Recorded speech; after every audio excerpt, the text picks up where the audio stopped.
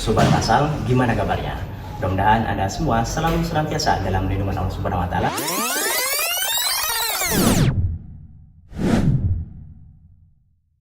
Assalamualaikum warahmatullahi wabarakatuh. Sobat Masal, gimana kabarnya? Mudah-mudahan Anda semua selalu senantiasa dalam lindungan Allah Subhanahu wa Ta'ala dimanapun Anda berada. Sobat Masal, pada pagi hari ini Bincang Smart akan mengulik seputar dampak negatif perkawinan dini di Indonesia. Sebagaimana kita ketahui bahwa menurut UNICEF, Indonesia menempati ranking 4 tertinggi paling banyak anak menikah di usia dini. Tentu ini sangat buruk sekali, meskipun pemerintah sebagaimana revisi Undang-Undang Perkawinan nomor 1 tahun 74, yaitu sebagaimana Junto nomor 16 tahun 2019 telah mengatur bahwa batas usia minimal perkawinan itu baik laki-laki maupun perempuan 19 tahun. Namun demikian, apapun itu, yang namanya perkawinan dini tetap hal yang kurang bagus.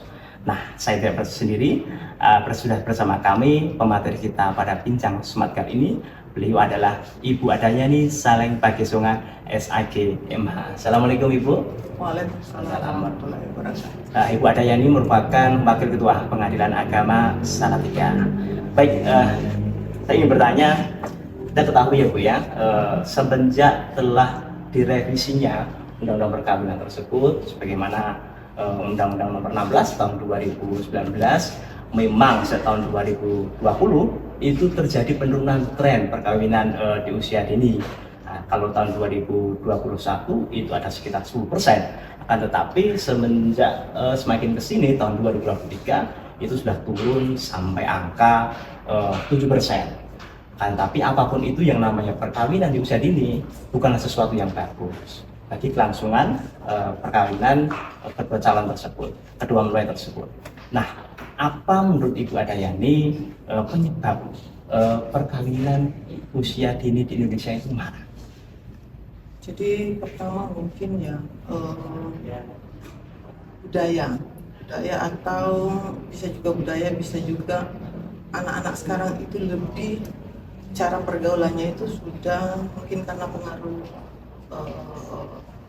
teknologi HP, jadi gampang mengakses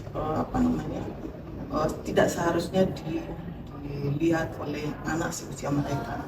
Dengan di usia seperti itu, di bawah 19 tahun, apalagi usia 16 itu kecenderungan anak-anak, kepenasaran anak-anak itu sangat tinggi. Terkait lagi itu bahwa kurangnya pendampingan dari keluarga untuk lebih mengawasi anak-anak kita, apa yang sebenarnya mereka lakukan kesehariannya. Jadi ada unsur budaya karena memang sudah mengakar kuat di masyarakat, terus kemudian pengawasan orang tua yang kurang, termasuk juga pergaulan yang terlalu bebas, dan juga dampak negatif teknologi. Padahal kalau kita tahu teknologi itu seperti kayak pisau, bisa untuk menggunakan apa saja, bisa untuk hal baik atau juga untuk menggunakan hal-hal yang buruk. Nah, ini karena memang edukasi tentang teknologi yang kurang juga barangkali ya Bu ya. Baik, untuk selanjutnya yaitu kalau misalnya terjadi perkawinan di usia dini, itu apa itu dampak bagi pasangan tersebut? Jadi dampaknya itu ya banyak dampaknya ketika mereka itu menikah di usia dini, akhirnya dengan ketidaksiapan yang menikahnya itu tidak, pertama umurnya yang belum matang dalam hal memikirkan atau mengambil keputusan setiap problem yang di rumah tangga. Sebagaimana kita ketahui bahwa dalam rumah tangga itu tidak terlepas dari problem-problem. Nah, ketika anak-anak di usia dini itu, maksudnya menikah di usia dini itu kan pemikiran mereka belum matang, jadi tidak mempertimbangkan segala sesuatu itu kurang. Jadi apa yang mereka lihat itu yang mereka kerjakan. Jadi misalkan dalam rumah tangga mereka itu untuk menyelesaikan sebuah konflik, mereka tidak sanggup lagi karena dari cara berpikirnya mereka belum matang, akhirnya mengambil jalan pintas untuk bercerai. Berarti memang salah satu dampak negatifnya itu kurangnya kematangan berpikir dalam mengurai problematika dalam rumah tangga, termasuk juga mungkin ekonomi juga karena kurang kesiapan, sehingga ini berpotensi terjadinya perceraian. Ya, Jadi memang bisa menyumbang tingkat perceraian juga perkawinan di usia dini begitu ya. Ya, karena ketika mereka tidak lagi bisa mendapatkan solusi ya, misalkan contohnya karena mereka itu usianya masih dini, akhirnya untuk mencari nafkah itu mungkin mereka lebih bergantung ke orang tua karena belum kesiapan mereka dalam hal punya tanggung jawab dalam keluarga itu belum ada, sehingga dampaknya ke ekonomi juga, akhirnya percekcokan, perselisihan yang mereka terjadi dalam rumah tangga ini ujung-ujungnya ke pengadilan perceraian. Nah, untuk selanjutnya ada atau tidak misalnya dampak negatif terkait masalah perkawinan di usia dini bagi anak misalnya? Maksudnya anak yang dilahirkan tersebut. Oh iya, itu ada dampak, makanya ketika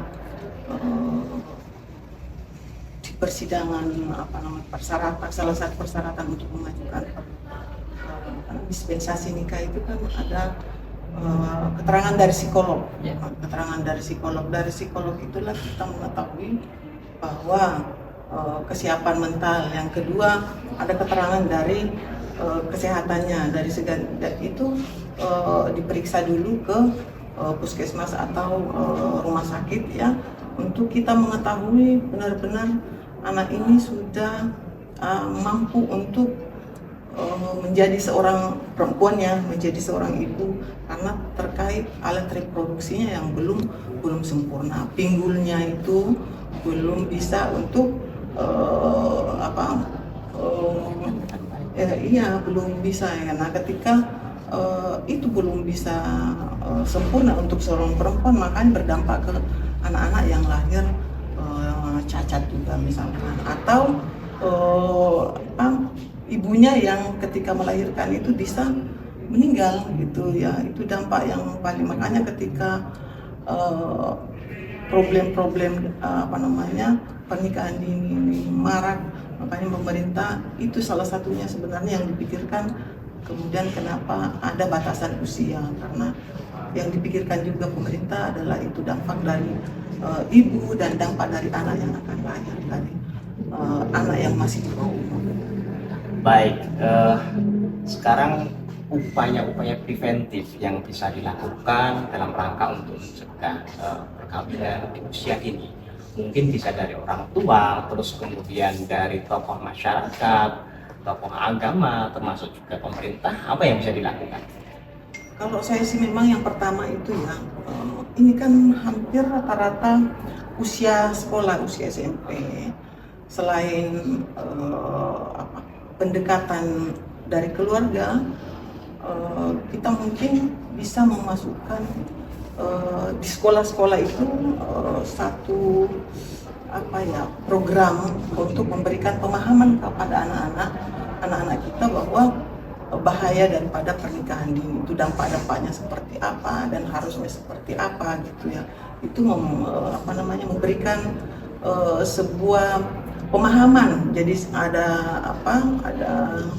suatu program di sekolah-sekolah untuk memberikan pemahaman kepada anak-anak kita. Yang kedua itu yang selanjutnya bahwa di pemerintah juga sebenarnya berperan penting ya. Contohnya seperti kalau pengadilan gitu ya. Kalau pengadilan itu kan tidak boleh aktif, harus pasif. Nah, ketika pemerintah melihat fenomena seperti itu, bisa menjadikan kita aparatur pengadilan agama untuk menjadi narasumber untuk memberikan pemahaman kepada masyarakat seperti itu. Termasuk juga peran penting daripada tokoh agama dalam sosialisasi, memberikan penyuluhan penyuluhan sangat penting.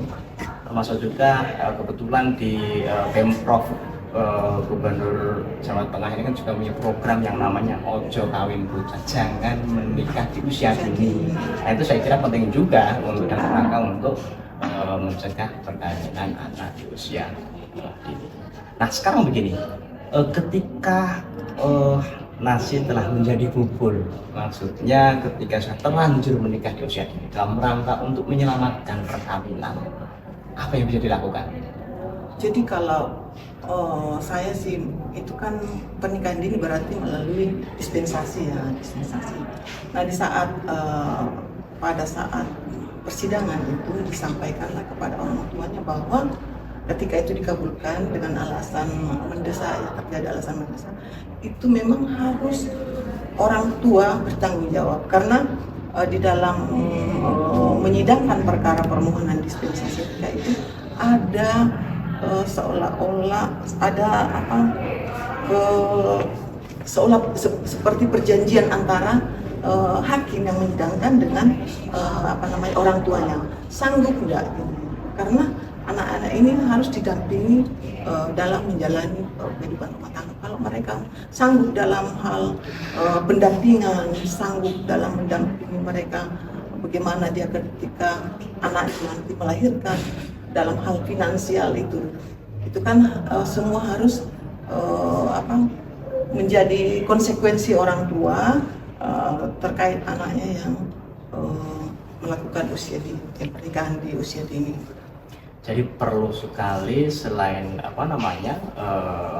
anak tersebut mencoba harus belajar peran orang tua sebagaimana di dalam ruang persidangan ketika permohonan dispensasi kawin itu harus memegang komitmen yang kuat, ada komitmen yang kuat dalam rangka untuk pendampingan, karena mengingat ini perkawinan extraordinary karena tidak sewajarnya.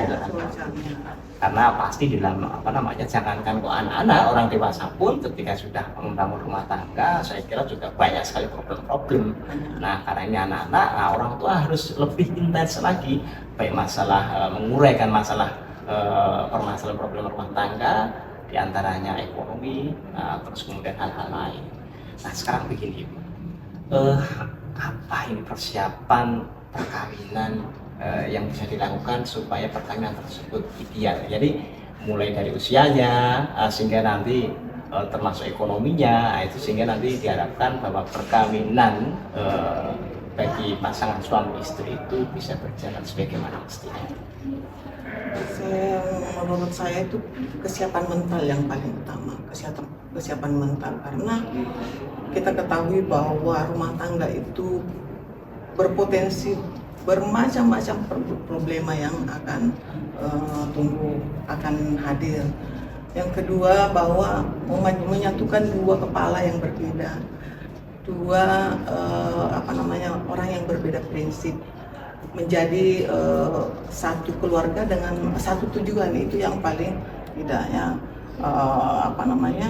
jadi ada pelatihan pranikah itu yang harusnya untuk lebih belajar bagaimana menghadapi rumah tangga itu banyak bisa dilakukan, dan saya rasa di KUA ya Kemenak itu ada seperti itu. Yang kedua selanjutnya memeriksakan kesehatan, itu paling penting juga. Terus saling lebih mengenal supaya visi dan misinya itu sama, karena dalam rumah tangga kalau istrinya beda visinya, suaminya beda, itu kan akhirnya yang dampak yang timbul akhirnya ujung-ujungnya perselisihan. Jadi memang banyak hal-hal yang harus dipersiapkan, dan yang paling terutama adalah nilai-nilai agama. Memang harus